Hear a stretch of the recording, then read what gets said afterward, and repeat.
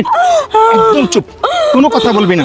তুই যে এই জায়গায় বইয়া নাটক করতেছো, এদিকে মিস্ত্রি বোয়া, মিস্ত্রি যে লস হইতেছে এটা ক্ষতিপূরণ কি তুই দিবি? তোর পিঠের উপর দিয়ে কিন্তু এই ক্ষতিপূরণ শুরু করবো। আপনি ক্ষতিপূরণের কথা কইতেছেন ভাই। ভাই আমার স্বামী তো প্রবাস থেকে আপনারা লক্ষ লক্ষ টাকা পাঠায় ভাই।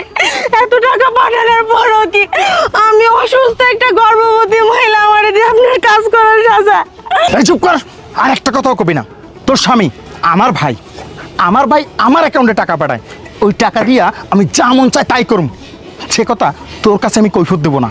ভাই এটা আপনি কেমন কথা কইতেছেন ভাই? আপনার কি বিবেক বোধ সব কিছু মরে গেছে ভাই? আপনার ভাই মানে আপনার ভাই কি আমার কিছু লাগে না? আপনার ভাই তো আমার স্বামী, আর আমার স্বামী তো আমার জন্যই প্রবাসে গেছে, যাতে আমি একটু ভালো মতো থাকতে পারি, সুখে শান্তিতে।